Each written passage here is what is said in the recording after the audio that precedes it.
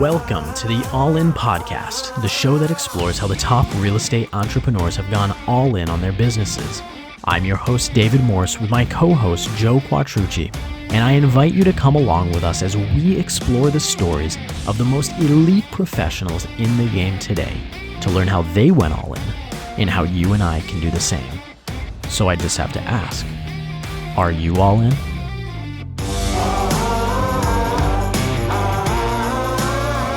Hey everyone, welcome to another episode of the All In Podcast with your host, me, David Morse, CEO and team leader of Keller Williams Scottsdale, and my co-host, Joe Quattrucci, Director of Growth for the Chris and Cole Network. And Joe, we have an awesome guest, someone who is close to home because of our amazing audio engineer who so many people don't get to see or hear from, but he's the magic behind this podcast.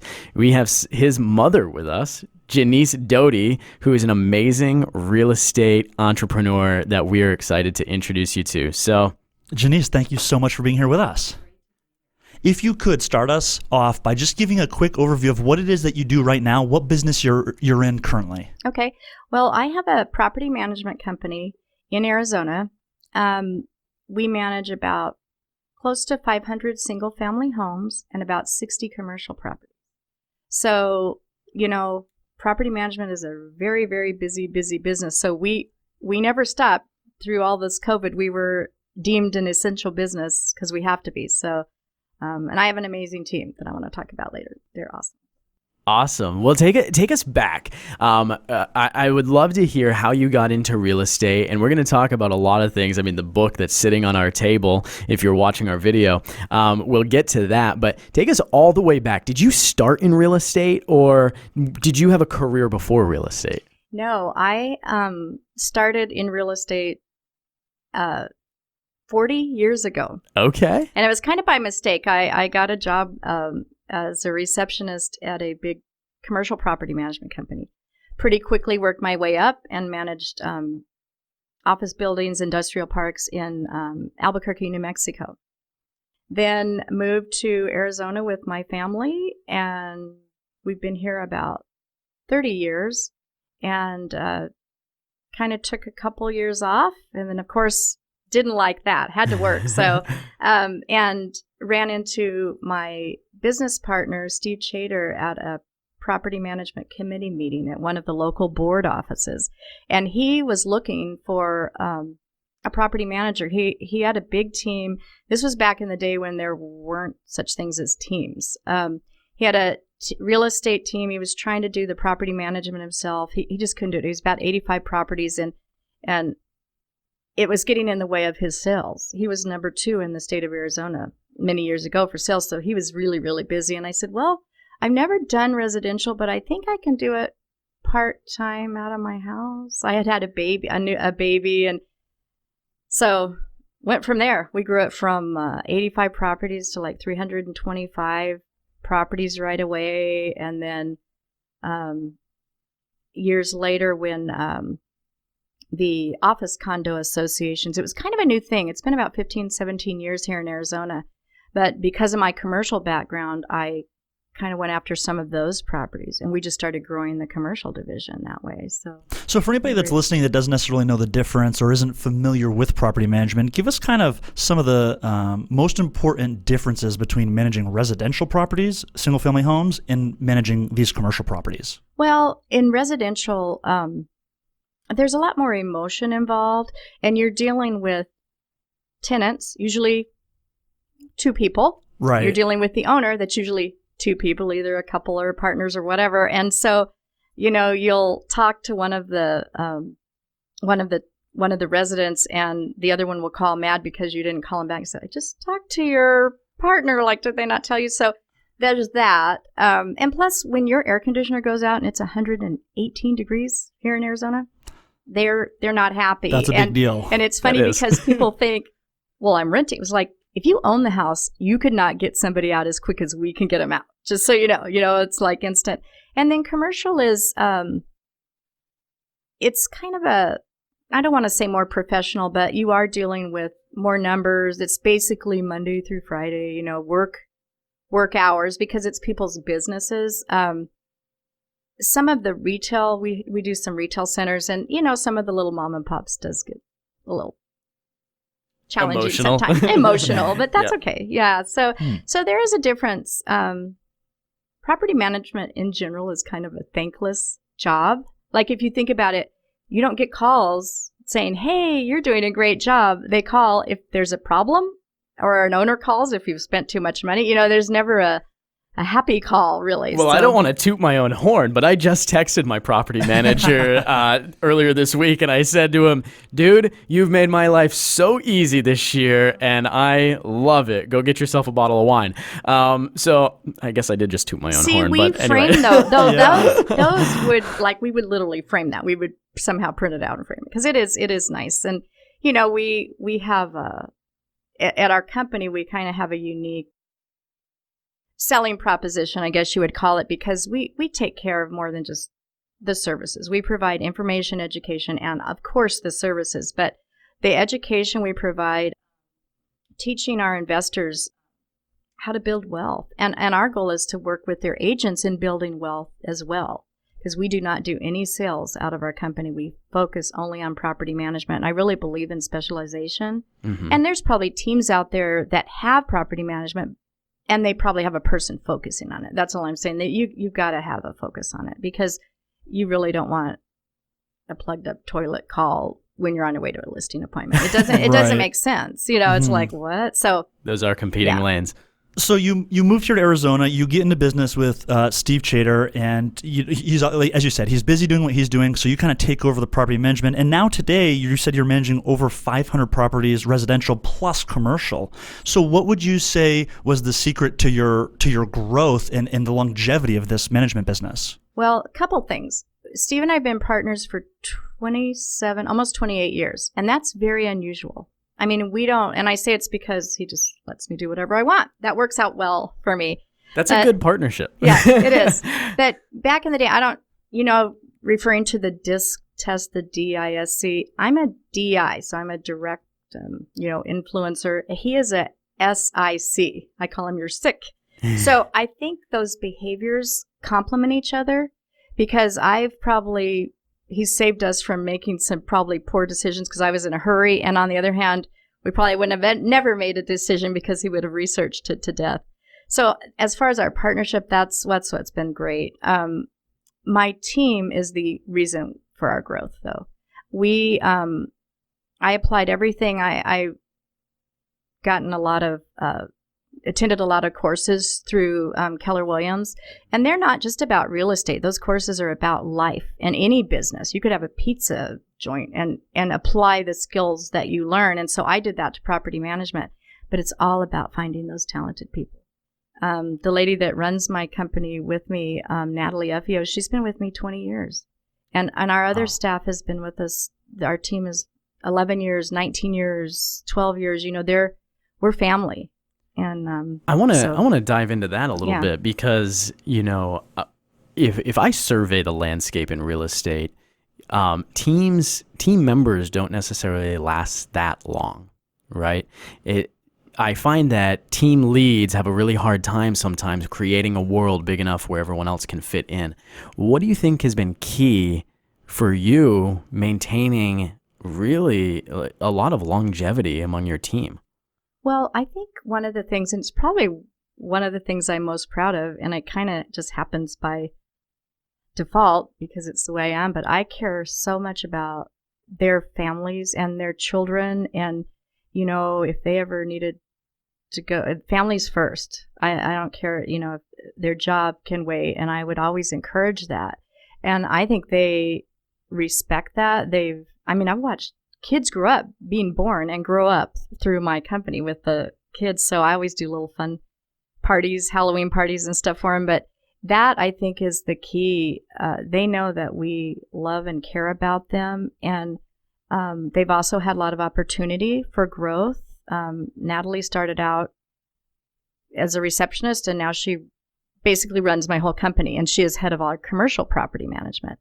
So it's just been really, really neat to watch them grow. And then I have some people that you had mentioned it in another podcast that just are in their little lane. They don't want to grow. Accounting they've been with me many, many years. They love it. That's what they want to do. And I think it's so key and so important to have those long-term people on your team that, I mean, they handle the money aspect, of course, you know, and they love it. We are really a family. They all do stuff, hang out after hours together. So it's pretty cool.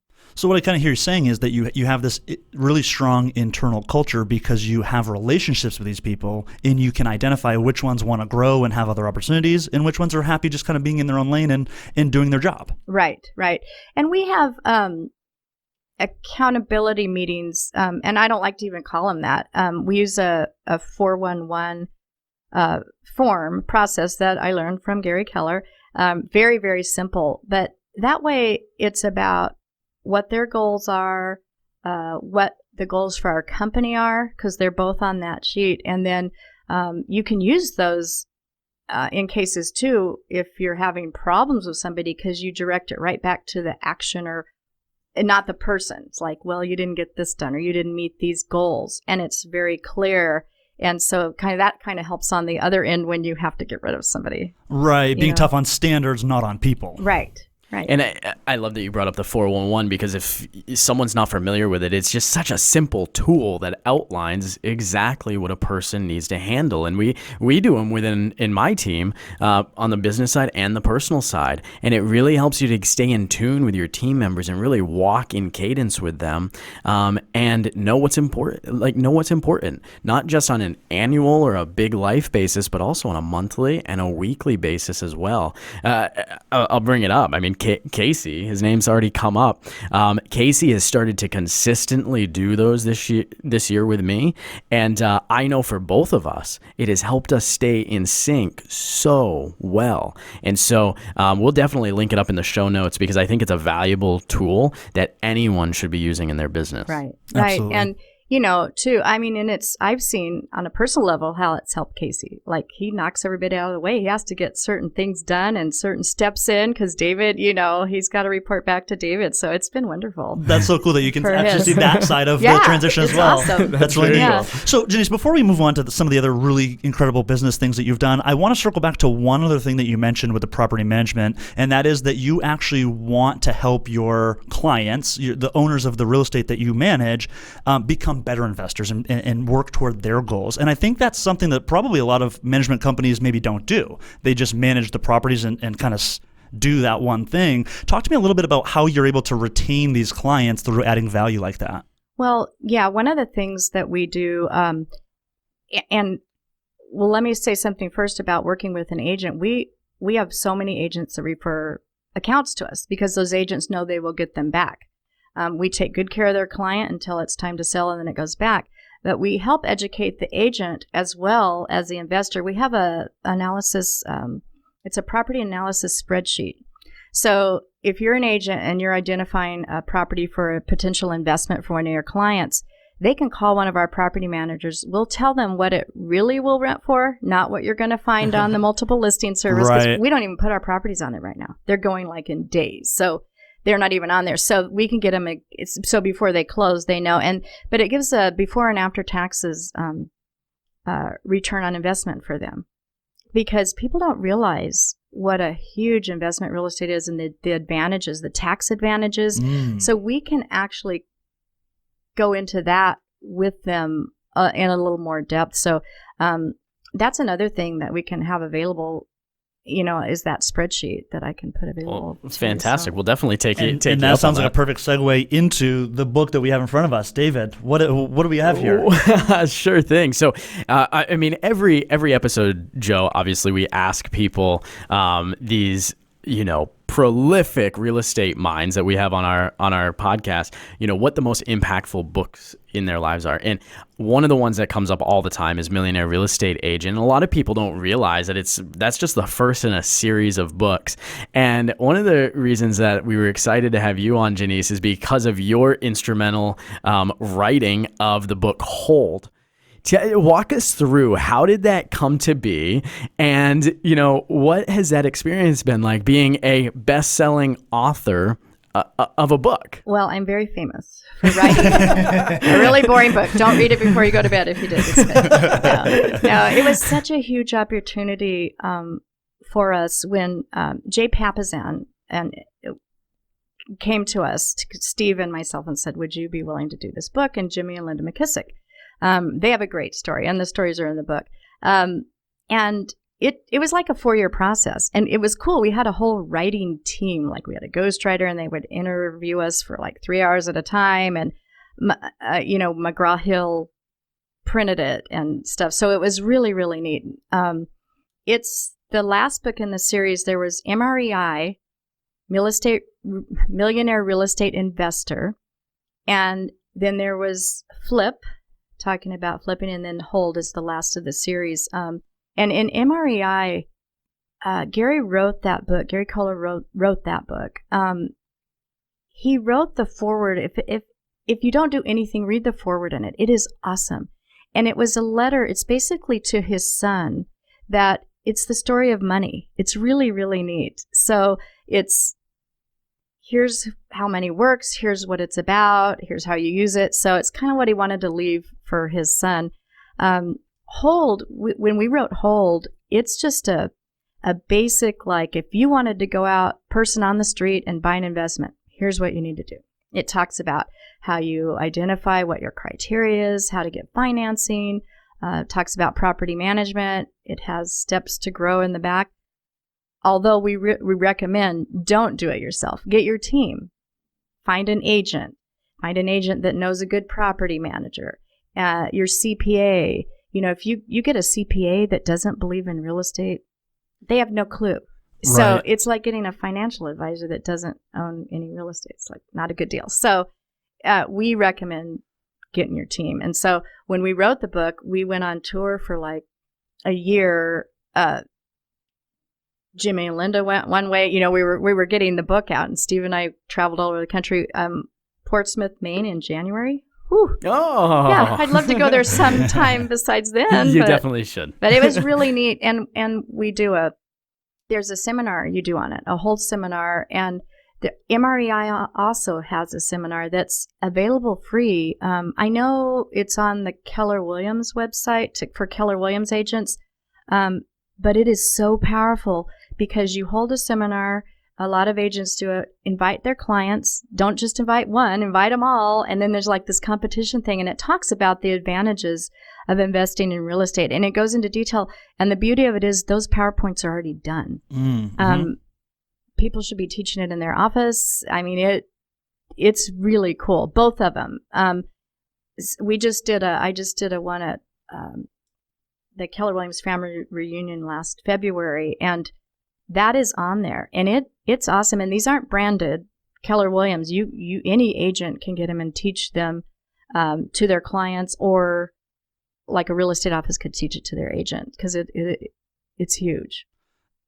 So in preparation for today, Jennice, I went back through the whole book from cover to cover, and I was highlighting and taking notes. And I think what you said is so important, that this book really truly is designed for anybody who wants to invest in real estate. You do not have to be a licensed agent. You don't have to be a savvy investor with a decade of experience. You can pick up this book and really truly understand the fundamentals and the logic and the system behind buying properties that you can plan on holding for a very long time. Right. Exactly. And, we didn't write the book.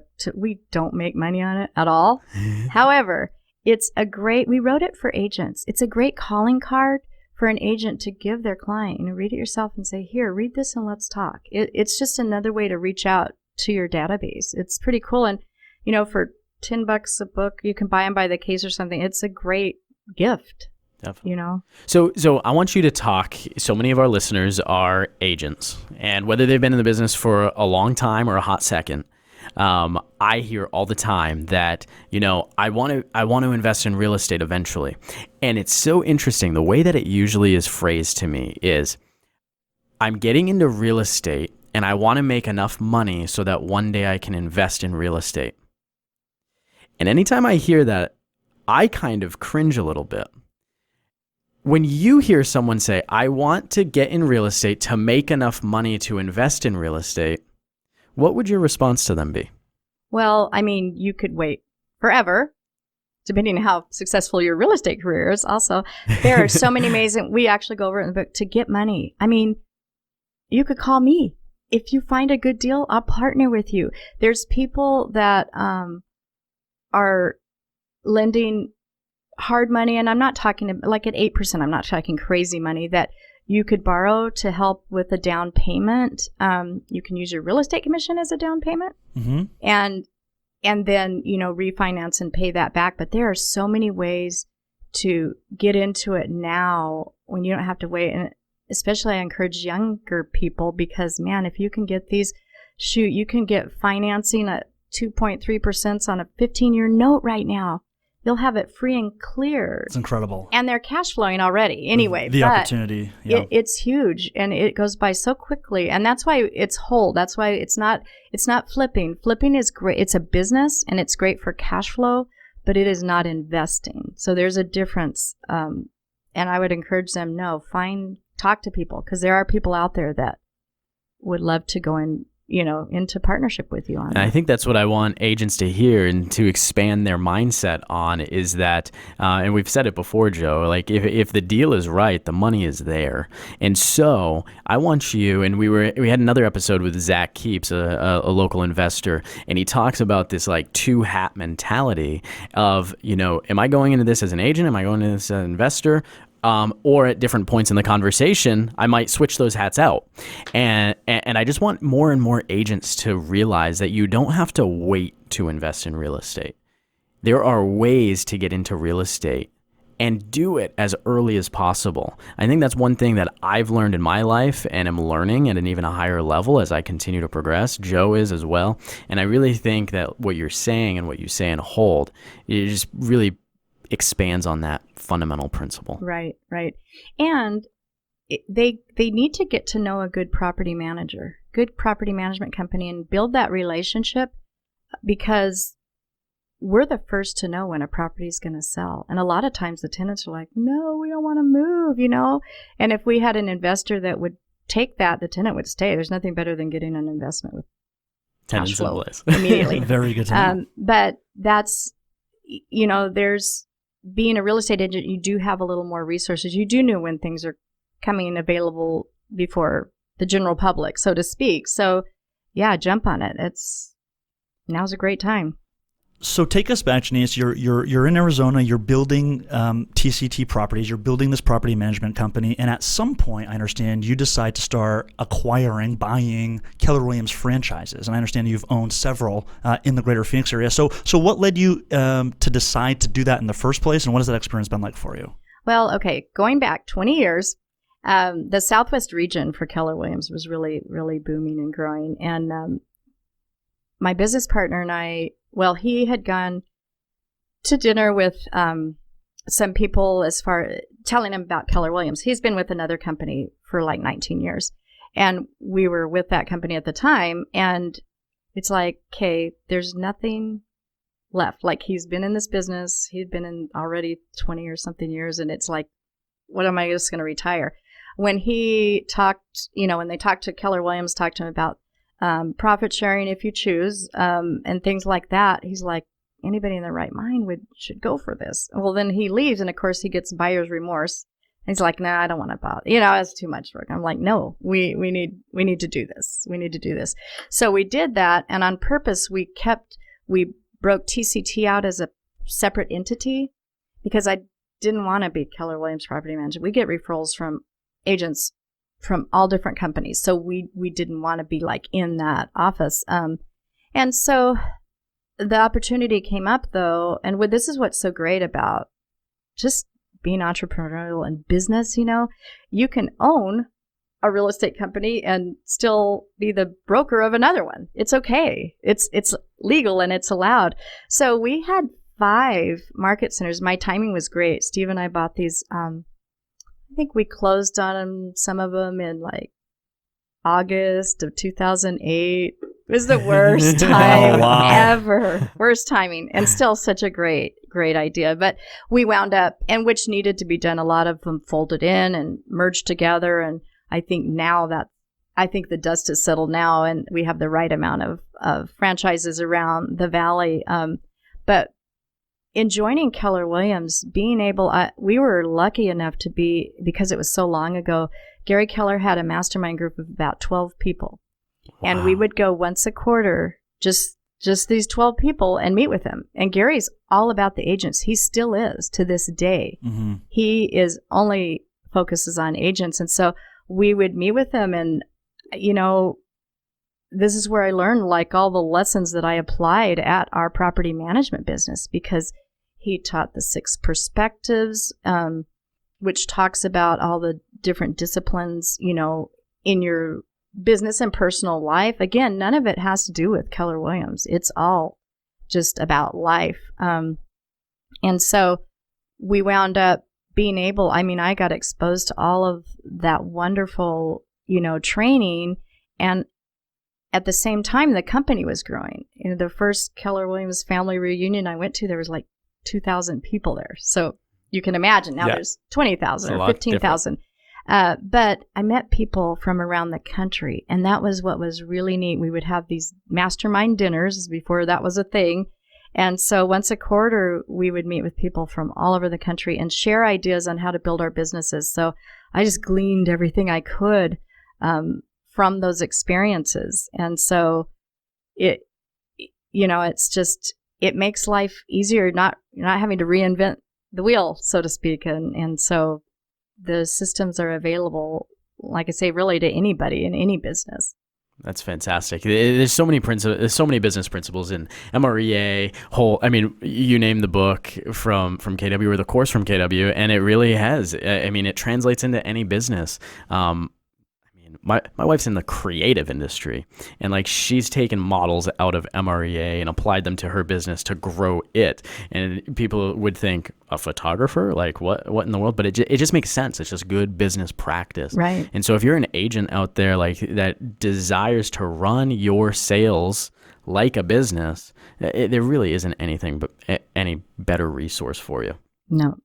So where do we go next? So you start acquiring properties, you start acquiring Keller Williams franchises, and TCT has grown into this massive organization. Tell us about maybe a failure along the way and what it taught you. Yeah, well, so as we're growing, it's been probably 5 or 6 years ago, I purchased another big commercial property management company.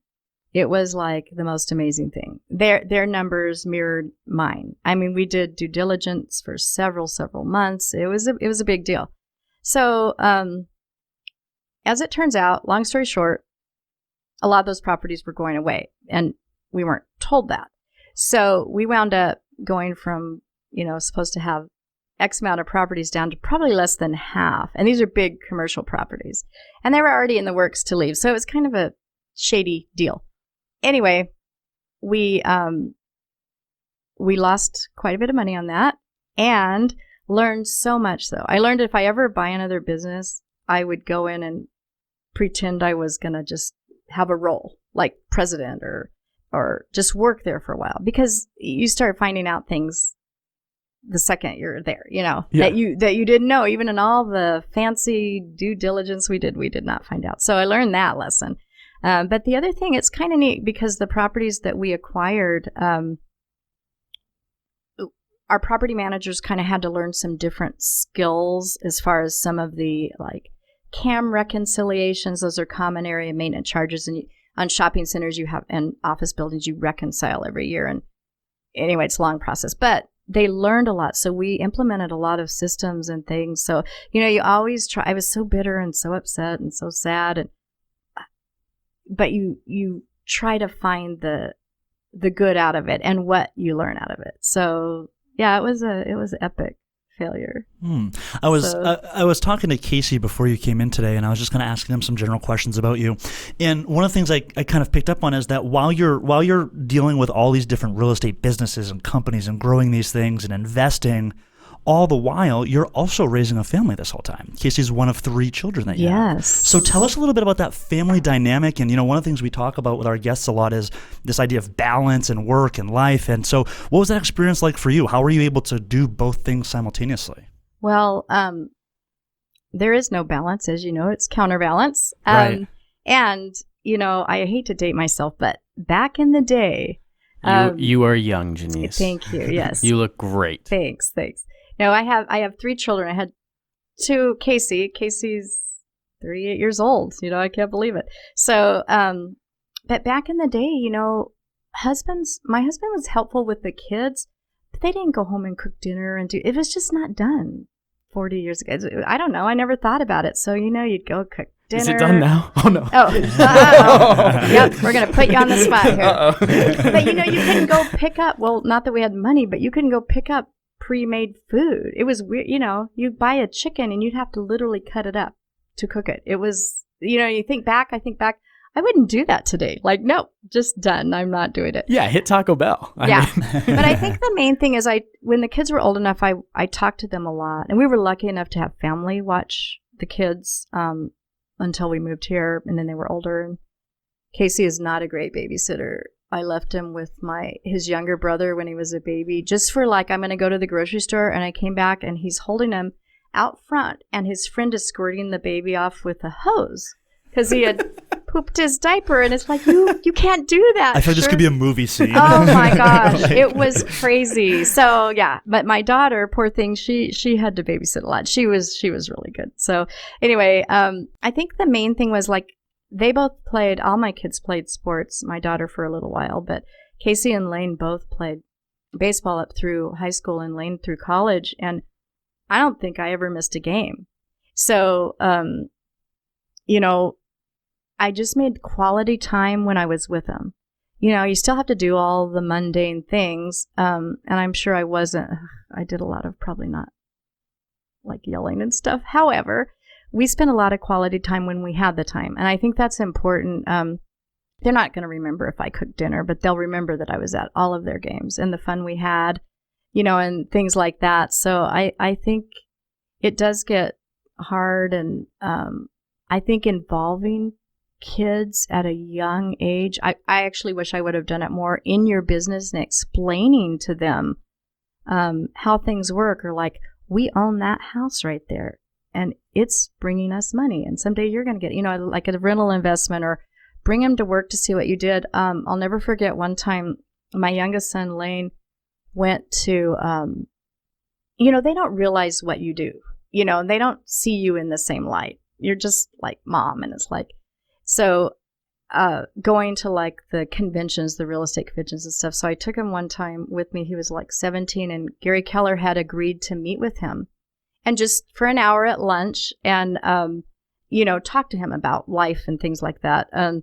And so he sees 10,000 people in the audience, and his eyes were like saucers, and he goes, he's going to meet with me? And I'm like, yeah, and it's going to be quick, but he's going to do it. So, and, of course, Casey being involved, Casey went with me to hear Gary teach Quantum Leap, which is a course that Gary designed that talks about basically his life and all the things he went through and how to apply, what he learned.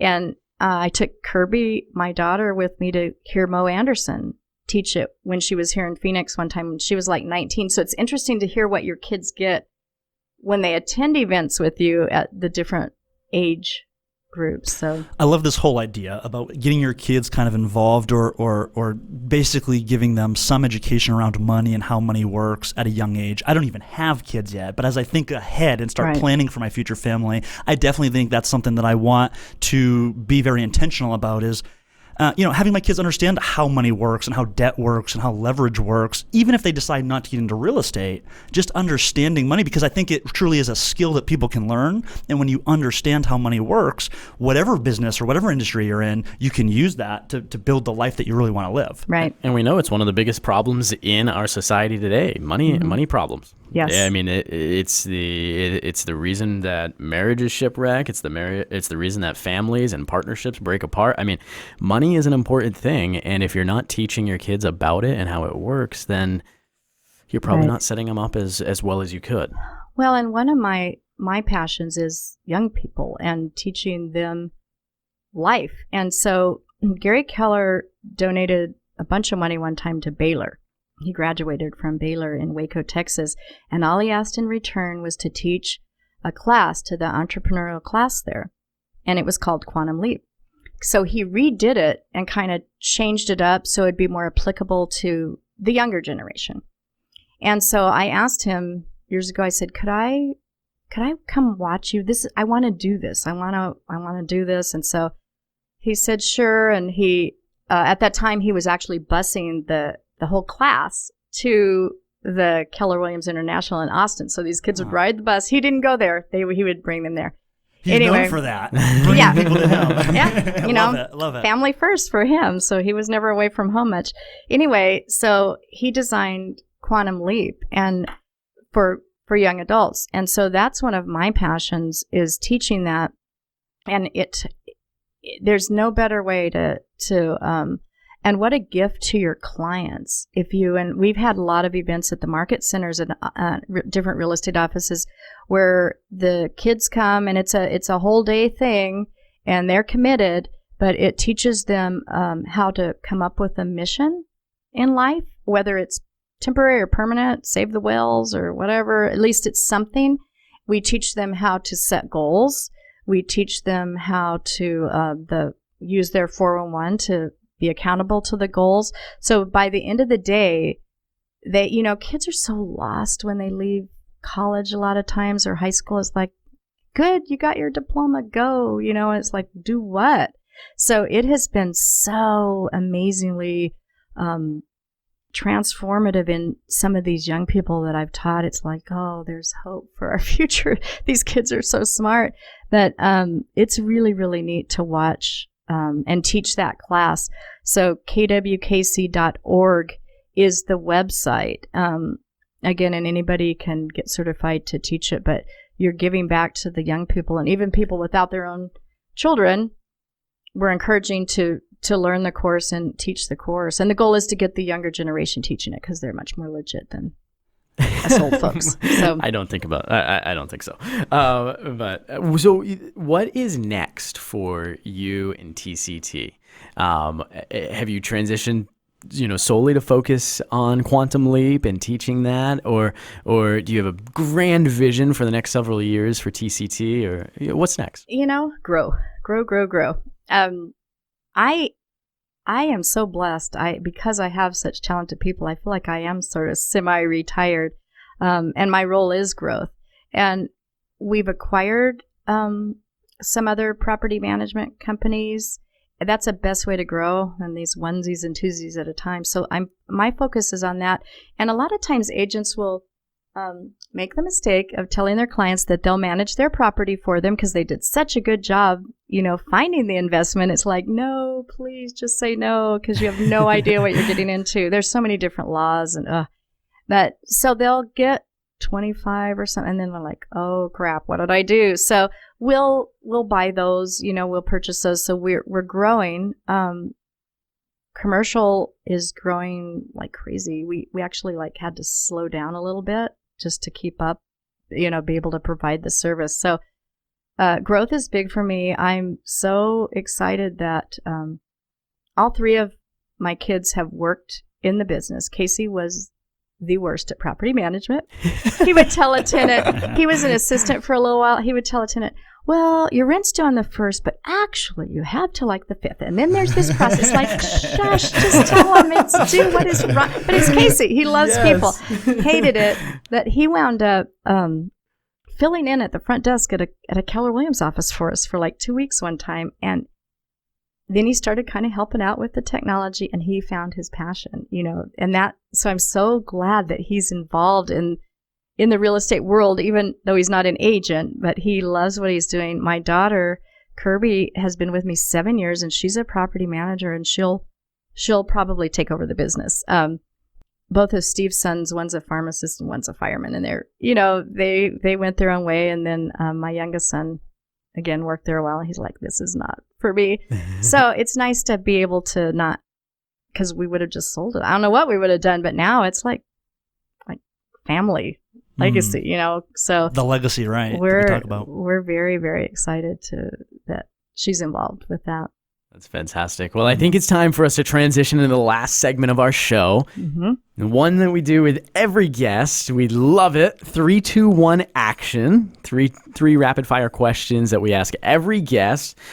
Joe, are you going to kick us off this time? Let's get started. All right. Jennice, who is the one person who has had the most substantial impact on your life and business, and why? Well, I'm not going to say one, because I know. For one thing, it is Steve Chater, my business partner. He's been my yin and yang, and kept me going and held me accountable, and just been able to grow and grow and grow. He's an amazing business partner. And I have to say, Gary Keller, he's taught me servant leadership that you wouldn't even believe. I have so many stories that people don't know about him, that he is just a guy. But the lessons in life that we've learned from all the courses that he's put out there, they've made my business and my life. So I have to say, okay, 2. Sorry. We'll take it. We'll let you. Okay. You've been such a good guest that we'll let you have 2. All right, question number 2. And anytime we have someone who's an author, this is always kind of a catch-22 type question, but other than your own, which book has had the most significant impact on your business? Honestly, I think there's the one thing. It really is, again, you can apply it to anything, but in breaking that book down, and you can break it down by chapter and apply all those disciplines not only personally but to your business. That's probably had the biggest impact.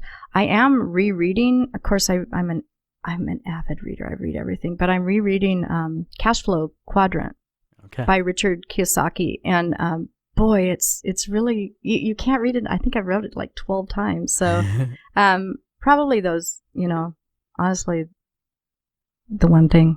Right now. Did Jennice just sneak in 2 on that 2 question? again. That's 2 in a row. She's 2 for 2. I know. I'm sorry. You know what's really good is it takes what it takes. I just read that. Sorry. It's so good. Sorry. All good suggestions. They're all great. All right. This is the third and final most important question. This is the All In podcast, where we encourage our listeners to go out there and take immediate massive action to move the needle in their business. So with that being said, Jennice, what's the one thing you would tell our listeners to go do right now today to move their business forward? Well, I honestly call your database and talk to them about buying a rental investment. It is, they don't realize that they could do it and how easy it is. Of course, using a book like Hold is, and I'm not trying to sell the book, but it's a great calling card. Like I said, find out when we're doing the events. If you're an agent, find the PowerPoint and teach it. Teach MREI, same thing.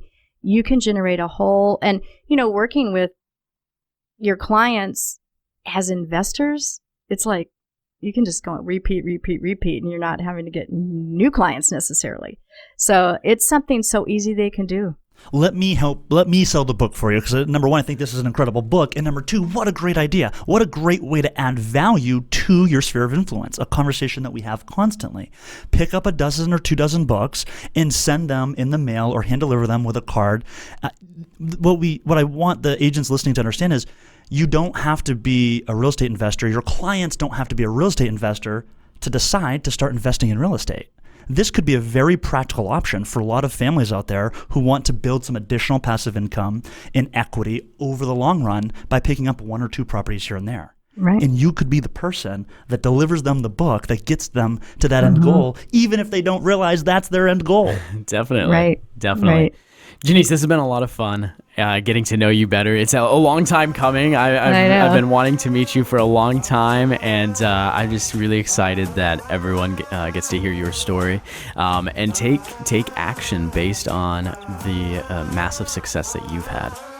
Well, this has been fun, you guys. Thank you. Thank you for having me. Hey guys, thanks for listening to this episode of the All In Podcast. We want to invite you to find all of today's resources from our show page at aipodcast.co. We also ask that you take just 1 minute to leave us a review on iTunes or wherever you get your podcast. This is how we grow and how we're able to bring you the best content each and every week. Now go play all in.